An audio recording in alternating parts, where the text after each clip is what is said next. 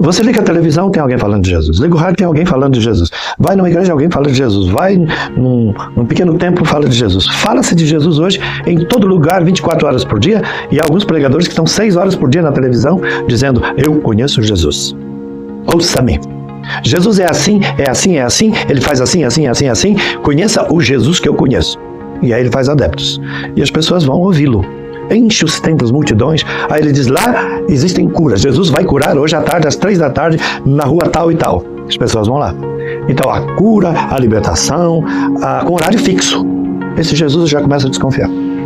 Um Jesus que faz cura às 3 horas, no templo tal, com horário marcado, dia tal e tal. Só aquele pregador, eu desconfio. Não é o dos evangelhos. Porque o dos evangelhos deixa bem claro que o Pai é livre. Seja feita a vossa vontade, na terra como no céu. Pai, se possível passar de mim esse cálice sem que eu beba, tudo bem, mas se não é possível, faça-se a tua vontade. Jesus mandou lá no Pai Nosso, glorificado seja o teu nome, seja feita a tua vontade. Então é Deus que decide, o milagre é dele. Como é que eu vou marcar horário? Então eu já desconfio desse Jesus e desse pregador. Aí vem alguém e me diz assim, como uma senhora me perguntou esses dias, no santuário lá, onde eu ia celebrar, essa vai ser missa de libertação? Eu olhei para ela, naquele meu jeito mineiro, eu não sei. A senhora vai ter que perguntar para Deus, porque quem faz milagre e libertação, cura e libertação é Ele. E eu vou celebrar a missa que todo católico ouve, e eu não distingo entre missa de cura e libertação e missa. Toda missa de cura e libertação não tem horário. Então eu não sei, senhora, eu vou celebrar a missa da Igreja Católica. O que vai acontecer em consequência dessa missa é com Deus e a pessoa. Eu não marco para Deus a hora do milagre. Ela parou. Entendeu? Então a gente vai falando frases e depois não procura explicar, aí dá confusão. A igreja precisa ser explicada, a fé tem que ser explicada. Por isso que eu estou escrevendo esse catecismo e outros estão fazendo. A fé católica e evangélica anda muito mal explicada por aí. O cristianismo está mal explicado e por isso acontecem essas variações excessivas no rosto de Jesus, que no fim você deturpa e já não sabe mais quem é o Jesus. Aquele histórico que os cristólogos estudam e aquele da fé. E aí, foi por isso que eu escrevi esse livro. O senhor falou de conhecer a igreja, ali no seu site um artigo recente, Catequese a longo prazo. É um desafio tanto para nós, leigos, e para os sacerdotes também, né? Acho que tudo aquilo que é muito apressado começa a apresentar defeitos funcionais e estruturais. Faça uma casa depressa demais, faça um prédio depressa demais, pinta um quadro assim depressa demais, e você vai começar a ver tanto defeito, porque você não teve tempo de assimilar a arte que você foi construindo, nem o edifício. Pessoa é a mesma coisa. Casamento apressado, religião apressada, catequese apressada, não tem o tempo de amadurecer, e isso chama-se ascese. Dê tempo para a semente amadurecer, dê tempo para a árvore produzir a flor, depois o fruto, e para o fruto amadurecer. Aí quando você cortar esse fruto para comer, você está comendo um fruto maduro.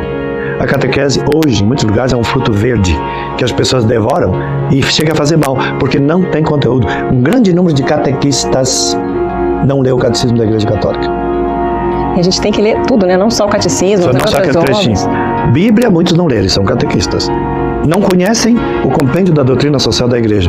Esperneiam quando o padre fala de política. A Igreja manda falar, está lá no documento. Desde Leão XIII, foram mais de 40 pronunciamentos pedindo que os católicos se envolvessem com política e transformassem a política nos seus povos. Aí, de repente, vem um padre que não, disso eu não falo. Mas na hora de pedir ajuda econômica para o seu prédio, o senhor vai lá na autoridade e faz política. Isso não é política cristã? Tem que fazer a outra também. Vai lá brigar por aquele que está no esgoto e a céu aberto. Pode não ser da sua paróquia, mas ajude, porque ele tem esse direito. Não é porque mora longe, que não é seu irmão. Então isso tudo para mim é um assunto que a igreja precisa passar adiante para os fiéis. E nós temos hoje muita gente pregando, e não é para ofender, porque estão pedindo, eu estou falando, né? Fizeram a pergunta, eu falo. Agora, não é que eu vou pedir a televisão para falar, mas se pede, eu falo. É por isso que alguns canais não me convidam. Então, o que acontece, por exemplo, como é que você pode deixar uma pessoa fazer um programa de 1 hora por dia se a pessoa não lê os documentos da igreja e não sabe nada de documento da igreja? Como é que ele pode ser catequista, falar para milhões? Então tem alguma coisa estranha? É a mesma coisa que pedir um porteiro de edifício, de hospital, ir lá operar na sala da UTI. Ele não está preparado. Põe quem está preparado.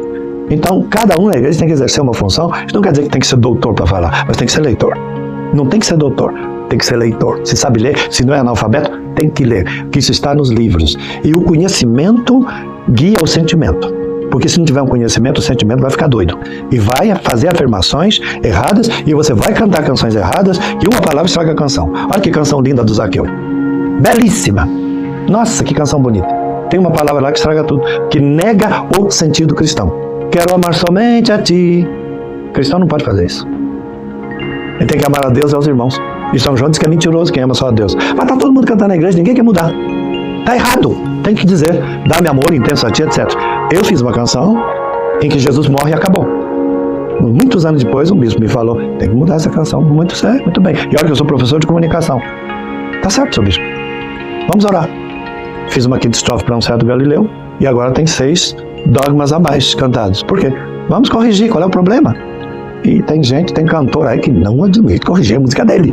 Como se ele soubesse tudo, nós todos erramos. Na hora que alguém me disser que a música está errada, me prova, eu vou lá e mudo amanhã. Não tenha dúvida, estou a serviço. Eu acho que está havendo um pouco de empáfia, de orgulho. Fiz uma coisa na qual ninguém pode mexer. Por que não pode? A igreja pode. A igreja pode me mandar parar de cantar a hora que ela quiser. Meus superiores podem a qualquer momento dizer, pare de pregar. Um bispo pode me dizer, na minha diocese você não entra. A igreja tem autoridade e eu estou a serviço dela.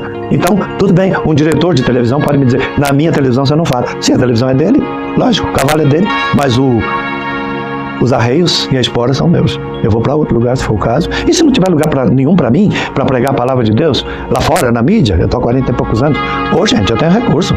Dá para pregar numa favela, dá para ser padre numa igrejinha pequenininha, dá para ir num hospital cuidar de enfermos. Tem muito lugar onde um padre pode atuar como padre. Não precisa ser na mídia. Se a mídia não me quiser, tem quem me queira. A mídia é um instrumento. E esse instrumento não é fundamental na minha vida. Não fui eu que escolhi televisão. Não fui eu que escolhi o rádio. Não fui eu que escolhi gravar. Me procuraram e pediram, como vocês me chamaram aqui. Então eu vou. Na hora que não me chamarem mais, eu tenho tanta coisa para fazer. Tem livros para ler, para estudar. Graças a Deus, eu sou um homem de muitos recursos e descobri que ser padre não é diante de holofote que você é mais padre. Você é mais padre quando está diante de quem precisa. Eu estou terminando um livro que chama-se 1 entre bilhões. É um livro sobre, não é autoajuda, é alterajuda. E esse livro deve estar pronto em pouco tempo. É o que mais falta na nossa sociedade. O outro. Meu euzinho assim, e o outro. Porque depois do meu eu, todo mundo é outro. E o mundo não pode dançar como eu toco. Eu é que tenho que dançar a música de Deus e do mundo. Primeiro é de Deus, mas depois é do mundo também, porque o mundo tem muita coisa boa. E essas coisas eu passo, eu ensino, eu escrevo. É meu ponto de vista. Alguém pode pensar diferente, né? Pode aparecer um padre, um pregador, um pastor que diga, não, o indivíduo tem que se realizar primeiro ele, depois os outros. Aí eu folhei meu evangelho e digo, não está aqui não. Primeiro eu, depois os outros, não está aqui não. Mas eu escuto isso às vezes. Então eu falo. Só